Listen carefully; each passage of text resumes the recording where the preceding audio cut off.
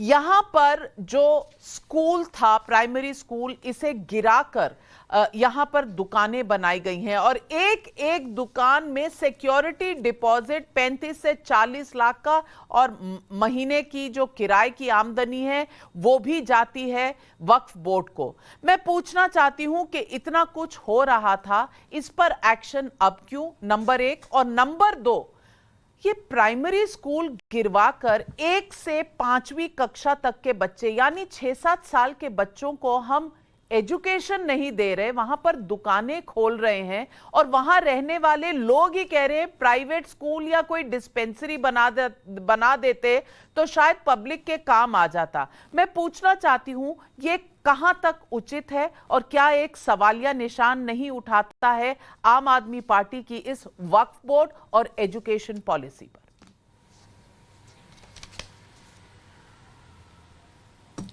नाविका जी, मैं आपके प्रश्न का उत्तर जरूर दूंगा, लेकिन दूसरे भाग में। सबसे पहले जो जन भावना है उसको उजागर करने का प्रयास करूंगा।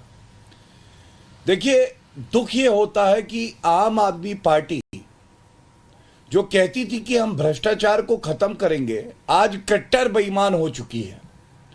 और आज अमानतुल्लाह खान के बारे में पहले बात करते हैं।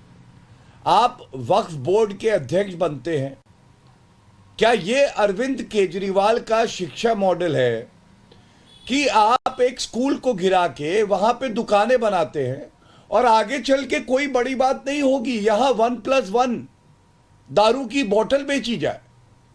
वही छोटे छोटे बच्चे जो शिक्षा अर्जित करने आते थे, उनसे अरविंद केजरीवाल कहें, अरे नशे में रहो, एक बोतल तुम खरीदो, एक मैं दूंगा। दूसरी बात, अमानतुल्लाह खान, इनका पूरा एक इतिहास रहा है कि ये अपराधी प्रवृत्ति के व्यक्ति हैं और दुख होता है देख के कि इनके जो करीबी हैं उनके यहां से असले मिल रहे हैं, उनके यहां बम मिल रहे हैं। ये क्या दर्शाता है? ये दर्शाता है कि अरविंद केजरीवाल कह रहे हैं शिक्षा मॉडल का मतलब है असले रखो। तमंचे पे डिस्को करवाने के लिए अरविंद केजरीवाल ख्याति प्राप्त करते जा रहे हैं और इनकी तुलना भगवान कृष्ण से करना। आप बताइए, भगवान कृष्ण की बांसुरी बजती थी, लोग मंत्रमुग्ध हो जाते थे। अरविंद केजरीवाल कह रहे तमंचे पे डिस्को करो, अगर बच्चे पढ़ने गए तो मैं तमंचे चलवाऊंगा। अब आप बताइए, ये अरविंद केजरीवाल का शिक्षा मॉडल है। गौरव भाटिया जी, रोकूंगी। 60 सेकंड खत्म हुए हैं और इधर सईद अब्बास साहब हाथ खड़ा कर रहे हैं क्योंकि जवाब देना इनको लग रहा है बहुत जरूरी है और जल्दी से अच्छा कोई जवाब देने वाले हैं तो सुनते हैं अब कौन से मॉडल का कौन सा जवाब देने वाले हैं सईद अब्बास साहब। अब्बास साहब जी, व्यूअर्स ध्यान से सुनिएगा, दर्शकों, ये अच्छा जवाब आने वाला है क्योंकि अब्बास साहब हाथ खड़ा कर रहे हैं। पहली बार शायद दर्शकों को कोई ना कोई एक्सप्लेनेशन मिलेगी कि क्यों स्कूल गिराकर दुकानें बनाई गई। आपके 60 सेकंड शुरू होते हैं अब। अब्बास साहब जवाब दीजिए। नाविका जी, सबसे पहले बहुत बहुत शुक्रिया आपके शो पे बुलाने का। और दूसरी बात, मेरे भाई गौरव भाटिया को 60 नहीं 120 सेकंड मिले थे, मैंने टाइमर जारी रखा। अभी स्ट्रेट सवाल जो उसने पूछा उसका जवाब दूंगा। अमानतुल्लाह खान की बात हो रही थी, आपने अपने इंट्रोडक्शन में सत्येंद्र जैन और मनीष सिसोदिया जी की बात की। मैं बस इतना कहूंगा कि सीबीआई भी तुम्हारा, ईडी भी तुम्हारा, आईटी भी तुम्हारा, एसीबी भी तुम्हारा, लेकिन तुम्हारे पे कोई कुछ नहीं कहता। लेकिन जनाब आप बताइए मुझे, सत्येंद्र जैन के मामले में क्या कहा जज ने? इन्वेस्टिगेटिंग ऑफिसर को हार्डकोर एविडेंस लाने के लिए कहा, लेकिन आप तो नहीं ला पाए। तो रही मनीष सिसोदिया की बात, क्या मिला आपको जनाब? कुछ नहीं, बाबा जी का ठुल्लू। गौरव भाटिया बस क्या करते हैं, जैसे सनी देओल तारीख पे तारीख, वैसे गौरव भाटिया आरोप पे आरोप।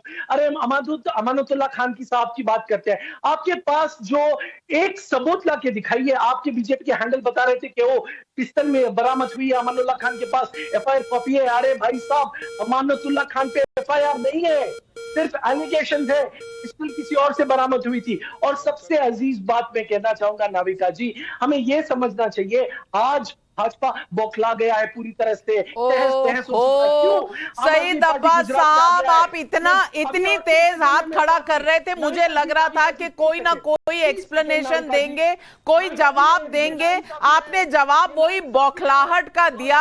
आपने कोर्स के क्वेश्चन पर तो ध्यान ही नहीं दिया। कोर्स के बाहर का जवाब आप दे रहे हैं। कौन से स्कूल में पढ़े हैं, कौन सी शिक्षा है, ये मुझे नहीं पता। क्वेश्चन पर जवाब नहीं आता, आगे पीछे की बौखलाहट आप दिखाते हैं। मैं इससे पहले कि कोई मुझ पर इल्जाम लगाए कि हमने कोई रिपोर्टिंग नहीं की, हमने तहकीकात नहीं की, मोहित ओम हमारे रिपोर्टर, हमारे सहयोगी उस पूरे एरिया में फतेहपुर के पास घूम रहे हैं, फतेहपुर मस्जिद के पास, और वहां पर उन्होंने लोगों से बातचीत की है जो हमने आपको दिखाई। अब तहसीन पूनावाला जी, क्या आपको जो जवाब दिया है अब्बास साहब ने, कुछ समझ आया? उससे कुछ समझ आया कि ये स्कूल क्यों गिराया गया था और क्यों दुकानें बनवा दी गई वहां पर? जब अब्बास भाई ने अपना हाथ ऊपर किया तो मुझे लगा कि फटेगा पोस्टर, निकलेगा हीरो, जवाब निकला जीरो।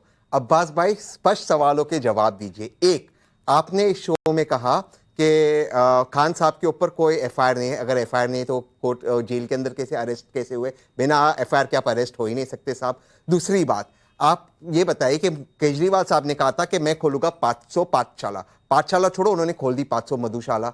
अब मुझे बताइए, आप भी ये मानते हैं, मैं भी मानता हूं, टाइम्स नाउ के स्टूडियो में हम दोनों के बीच में ये बात हुई थी कि मुसलमानों की सबसे बड़ी जरूरत है शिक्षा, तो शिक्षा का मंदिर, शिक्षा के जगह को बंद करते वहां पे दुकानें क्यों शुरू की? और केजरीवाल साहब के इंट्रोडक्शन में उन्होंने कहा, उन्होंने कहा कि मैं तन मन धन से वक्फ बोर्ड के साथ हूं। तन मन तो मैं समझ में आया, धन किसका है वो तो हमें बता दीजिए कि धन इनके पास किसका आया कि धन से उनके साथ है। वो तो कहते कि मैं एक आम आदमी हूं, मैं तो गरीब आदमी हूं। और फाइनल सवाल, सत्येंद्र जैन जी को कोर्ट ने अब तक बेल नहीं किया। केजरीवाल साहब कहते थे, सुनिए, अगर किसी पे आरोप लगे तो उनको रिजाइन करना चाहिए। भाजपा को भी कहते थे, कांग्रेस को भी कहते थे। तो जैन साहब ने रिजाइन क्यों नहीं किया? सिसोदिया भाई ने रिजाइन क्यों नहीं किया? मैं नहीं कर रहा हूं, भ्रष्ट है, लेकिन आरोप तो लगाए। तो केजरीवाल साहब कहते थे आरोप लगा तो रिजाइन करना चाहिए, तो रिजाइन क्यों नहीं किया? इसका आप जवाब दे दीजिए।